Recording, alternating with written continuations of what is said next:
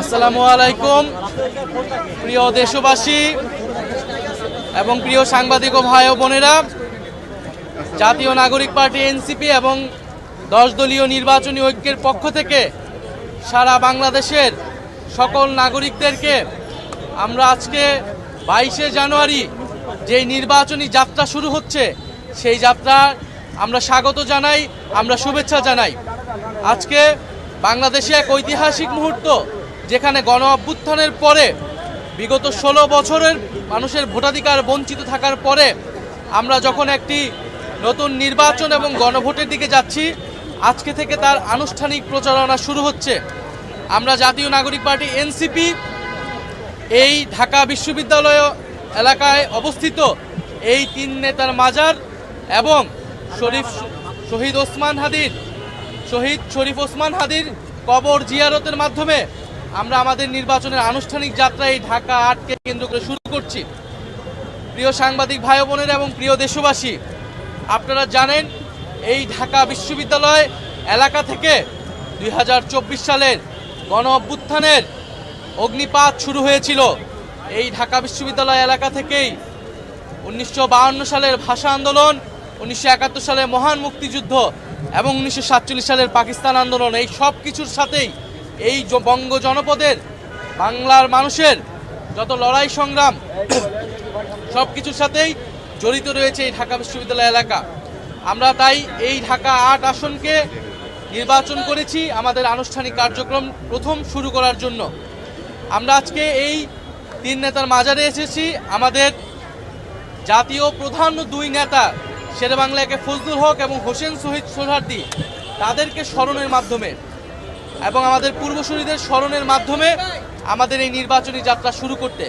কারণ আমরা জানি এই বাংলাদেশের রূপকার ছিলেন শেরেবাংলা একে ফজলুল হক, এই বাংলাদেশের অন্যতম স্থপতি ছিলেন হোসেন শহীদ সোহরাওয়ার্দী। শেরেবাংলা ফজলুল হক জমিদারি ব্যবস্থার বিরুদ্ধে লড়াই সংগ্রাম করে তিনি বাংলাদেশকে এগিয়ে নিয়ে গেছেন, বাংলাদেশের কৃষক শ্রমিক সাধারণ মানুষের অধিকারকে রক্ষা করেছেন। একইভাবে ফ্যাসিবাদী ব্যবস্থার বিরুদ্ধে লড়াই সংগ্রাম করে আমরা একটি নতুন বন্দোবস্তের দিকে এগোচ্ছি। অন্যদিকে হোসেন শহীদ সোহরাওয়ার্দী এই বাংলাদেশে গণতন্ত্রের ভিত্তি স্থাপন করেছেন। 24-এর গণ অভ্যুত্থানের পরেও আমরা বাংলাদেশে নতুন করে গণতন্ত্রের ভিত্তি স্থাপন করছি এই নির্বাচনের মধ্য দিয়ে। এবং আমরা অবশেষে যাব শরীফ ওসমান হাদি, আমাদের জুলাইয়ের অকণ্ঠ সৈনিক, আমাদের জুলাইয়ের সিপাহসালার, আধিপত্যবাদ বিরোধী লড়াইয়ের শহীদ সৈনিক শরীফ ওসমান হাদি, তার কবর জিয়ারতের মাধ্যমে আমরা এবারের নির্বাচন যে আমাদের আধিপত্যবাদ বিরোধী যাত্রা, আমাদের আজাদির যাত্রা, সেই যাত্রা আমরা শুরু করছি শরীফ ওসমান হাদি ভাইকে ধারণ করে, স্মরণ করে। এবং আজকের এই নির্বাচনী যাত্রার আমাদের শুরুর 2টা বক্তব্য হচ্ছে, এক, প্রথমত গণভোটে সারা বাংলাদেশের মানুষকে আমরা আহ্বান জানাচ্ছি, গণভোটে আপনারা হ্যাঁ ভোট দিন। গণভোটে হ্যাঁ এর মাধ্যমে সংস্কারের যাত্রাকে অব্যাহত রাখুন এবং শরীফ ওসমান হাদি ভাইকে যারা হত্যা করেছেন সেই হত্যাকারীদের বিচার আমাদের আজকের এই নির্বাচনী যাত্রার অন্যতম প্রধান দাবি, অন্যতম প্রধান এজেন্ডা। আমরা নির্বাচনের আগেই তার চার্জশিট থেকে শুরু করে সকল কার্যক্রম যাতে সম্পন্ন হয় এবং আমরা অবশ্যই এই হত্যাকাণ্ডের সুষ্ঠু বিচার আমরা এই বাংলার মাটিতে আদায় করে ছাড়বো ইনশাআল্লাহ।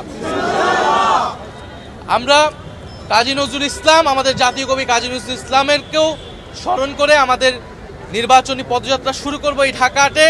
এবং আপনারা জানেন এই ঢাকা 8 এলাকায় জাতীয় নাগরিক পার্টি এনসিপি এবং 10 দলীয় ঐক্যজোটের পক্ষ থেকে আগামী নির্বাচনে সংসদ পদে প্রতিদ্বন্দ্বিতা করছেন জনাব নাসির উদ্দিন পাটোয়ারি।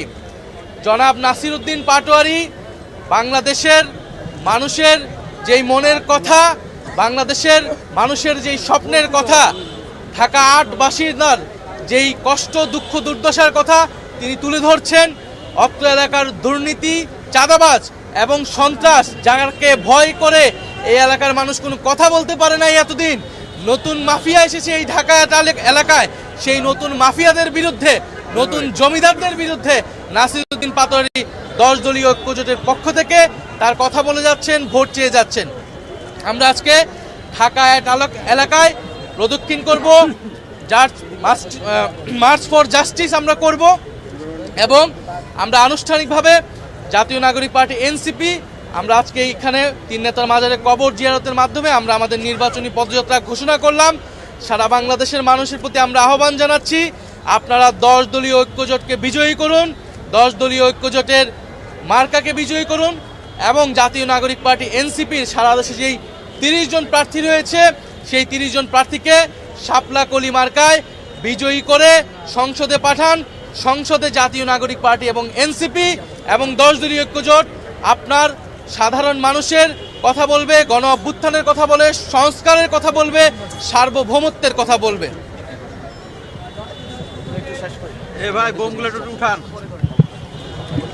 একটা বিষয় রয়েছে যে আমাদের এই নির্বাচনে অন্যতম বড় এজেন্ডা কিন্তু বিচার।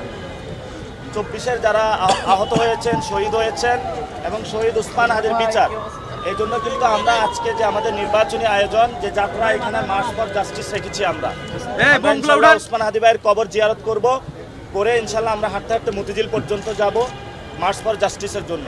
আপনারা যারা এখানে প্রশ্ন করবেন, প্রশ্নটা আজকে নির্বাচনী যাত্রা এবং এই রিলেটেড রাখার জন্য আমি সম্মানিত সাংবাদিক ভাই যারা রয়েছেন তাদের কাছে অনুরোধ করছি।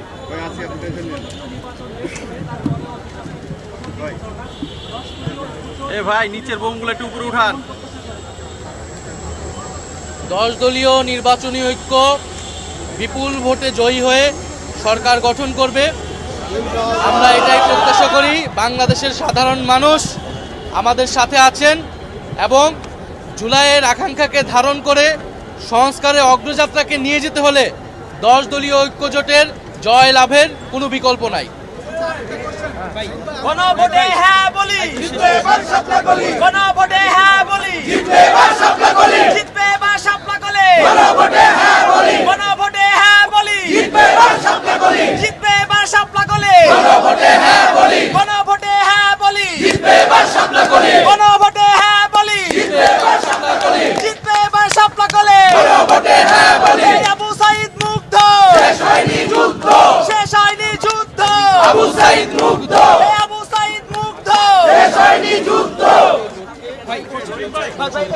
ভাই লাস্ট প্রশ্ন, লাস্ট প্রশ্ন। আপনারা নানা সময় বলেছেন ফেব্রুয়ারিতে নির্বাচন হবে কিনা, এটা নিয়ে সংখ্যা প্রকাশ করেছেন। সেক্ষেত্রে 12 তারিখে নির্বাচন হবে এমন বলা হচ্ছে। তো সেই জায়গায় আপনারা সংখ্যা মুক্ত কিনা, কোন সংখ্যা আছে কিনা?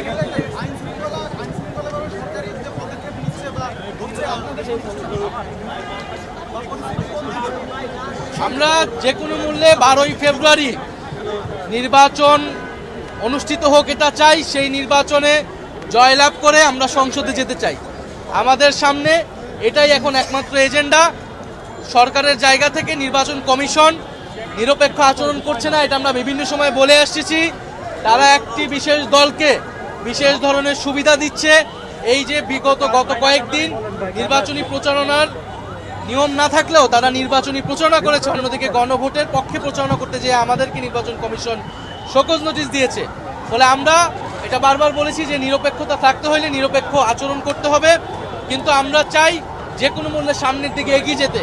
জাতীয় নাগরিক পার্টি এনসিপি সংস্কারের পক্ষে যেরকম দৃঢ় অবস্থান ছিল, বিচারের পক্ষে যেরকম দৃঢ় অবস্থান ছিল, একইভাবে নির্বাচন এবং গণভোটের পক্ষে তারা দৃঢ় অবস্থান আছে। যে কোনো মূল্যে আমরা সুষ্ঠু নির্বাচন 12ই ফেব্রুয়ারি যাতে নিশ্চিত হয় সেজন্য যা যা করা প্রয়োজন তা আমরা করব।